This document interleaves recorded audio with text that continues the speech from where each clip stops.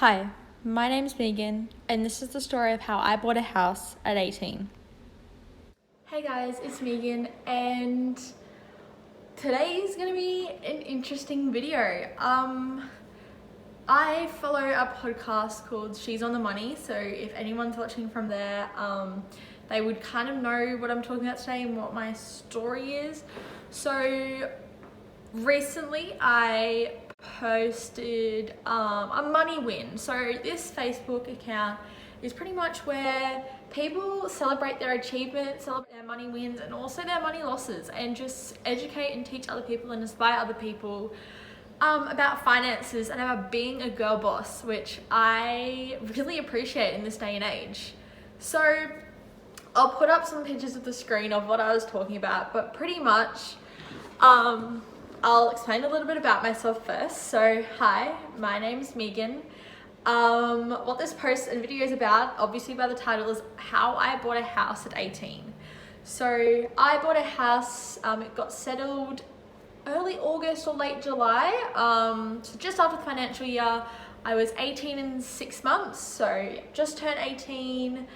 Sorry, I'm gonna swivel chairs really. Just turned 18. I currently study full-time. I study a double degree of a Bachelor of Law and with honours and a Bachelor of Business. I also currently work full-time being an administration coordinator and also casually as a bar and gaming attendant. So that's pretty much about me. I had a lot of questions. This video I kind of want to address how the process, what I bought, what I do, how I could buy it, just so everyone knows the process. I guess I just had a lot of questions on it, and I'm thinking next video I might go over my budgeting, because I am 18 and people are very surprised I could afford a deposit for a house. So if you guys enjoy, please keep on watching, and if you have any questions, please just comment them below, because I'd love to answer them for you. Because yeah, I just really would like to help other people achieve well as well. So let's just get into it. So I purchased a property. I'm located in Brisbane. So I purchased a property 25 minutes out from the CBD. So quite close, not in the CBD though, can't afford that. So this property was a 3-bedroom, 2.5 bath and 2-car garage. It is 10 years old, meaning it is on its property cycle of the 10-year window, meaning I got it at a really good price because I didn't buy it brand new where the property is way too expensive. I bought it where the land's starting to appreciate and the house is starting to depreciate. So it's kind of turning over, and hopefully I'll hold on to it a while and the land will just grow up in value. So I bought that property. It is an amazing property. It is currently tenanted. A little old man's in there and it's so beautiful. He was a bit shocked when I was walking through inspecting it. He wasn't very happy because he thought I was going to move in straight away. I do have plans to move into it, but right now I'm kind of just keeping it as it is. He is a lovely, really old man and I don't really want to kick him out. It makes me sad.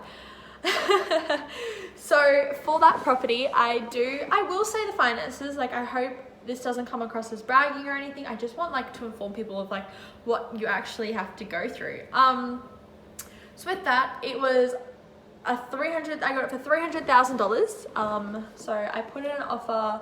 They were asking for a lot more than they should have. I put an offer at $290 or $295. We negotiated for a bit and settled on $300. With that, I had a $55,000 deposit saved. However, the bank only required about $33,000. So I gave $10,000 to the real estate agent as gave $10,000 as my deposit to the real estate agent, which then took the $10,000 off the asking price, off the settlement price, which then goes to the bank. So I only needed the bank was then from the $290,000, which then they required about a $25,000 deposit, because I am a first home buyer, first home buyer, but I didn't get any government grant. So you have your first home buyer scheme, I think.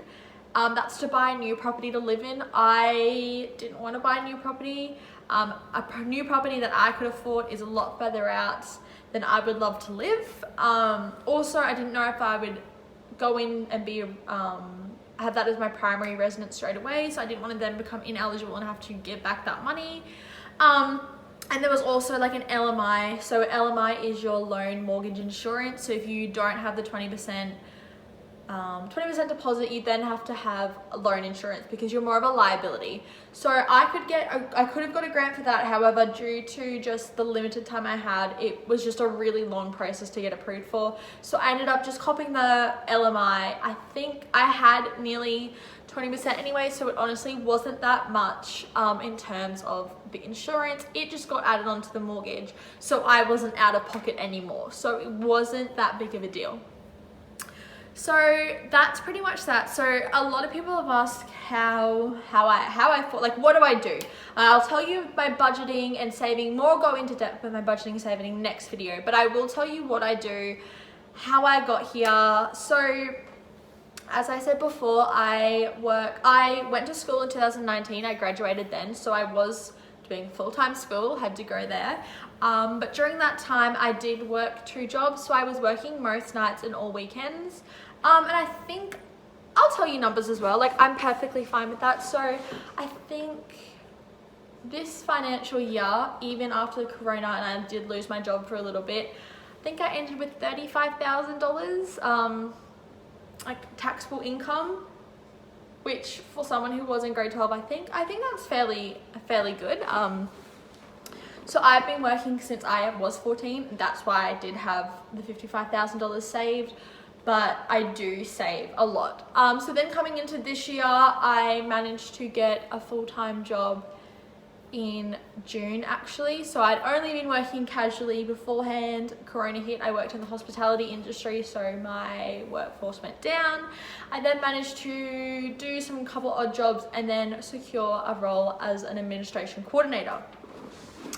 So this job, I just pretty much work full-time during the day and coordinate an electrical business. I really enjoy it. I really love it. And have fun. I'm actually here right now on my lunch break. So yeah, don't worry, I'm on my lunch break. So with this job, I actually don't get paid as much as people would think. I'm on a salary of just pretty minimum wage. I'm not going to say exactly just because of privacy, I guess, but quite minimum, like pretty much what an admin receptionist kind of get paid. Just because I haven't been here a while, and it is my age and my experience, so like I'm not going to get paid as much. So longer I'm here, I can ask for a pay rise, that kind of thing. So I do that. So I work here about 38 hours a week, maybe a bit less some days because it is quite flexible. I then choose to work casually as well on the side. So I do 1 to 2 shifts as a bar and gaming attendant, working overnight. So I work till 6 p.m. to 5 a.m. I generally only do that Friday and Saturday nights, just so I don't have to come straight to here to work.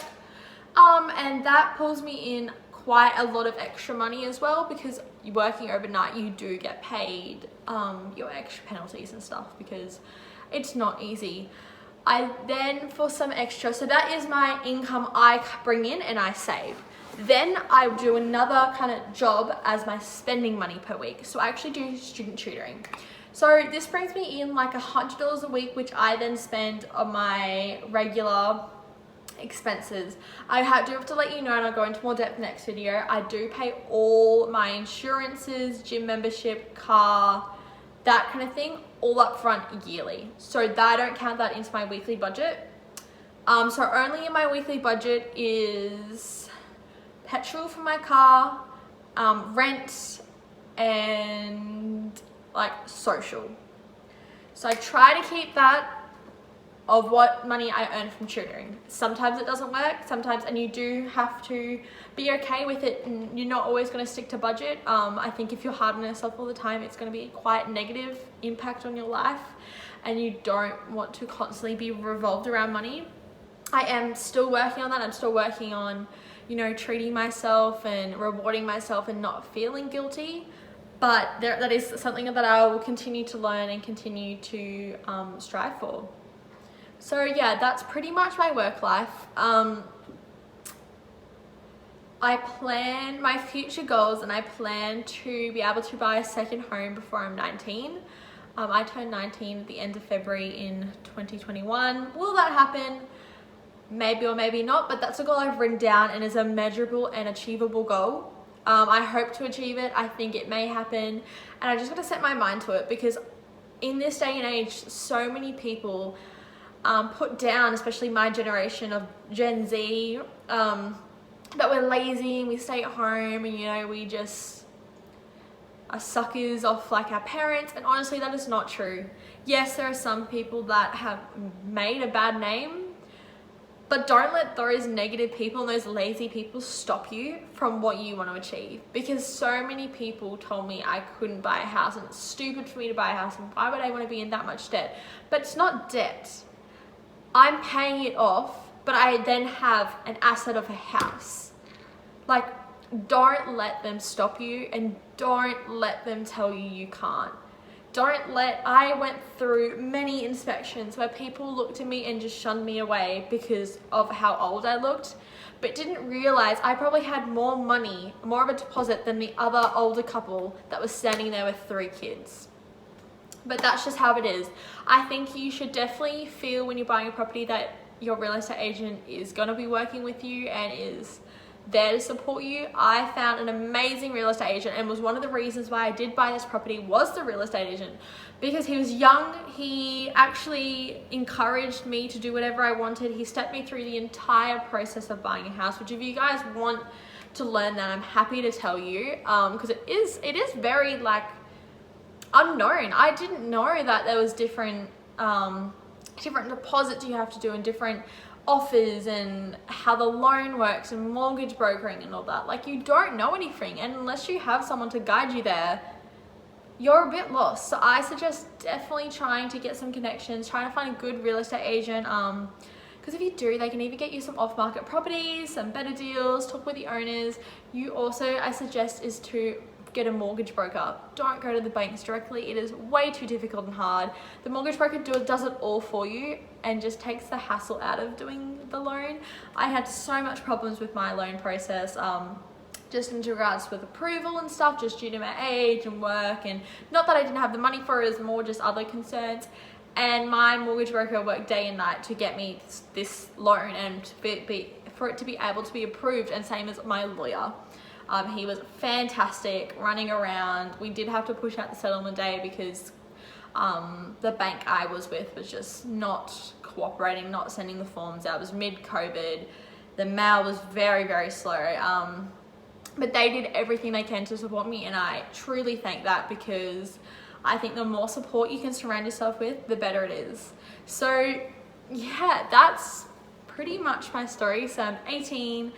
I have a house, and I'm planning on getting another one hopefully in the near future. Next video, if you guys are interested, I would love to share how I budget and save, especially as an 18-year-old, because I know a lot of you guys struggle, and we do want to be social. We are social creatures, and there's sometimes you do have to sacrifice going out and seeing friends, but you do have to maintain that life balance. So if you guys want to listen to that, or want me to share any more tips, or like my actual process in buying the house, and if I got stressed, or what my future plans are, please just comment below, and I'd love to help out and give some any tips for people, especially those who are my age or younger and just starting out with saving and just wanting to know where they can go.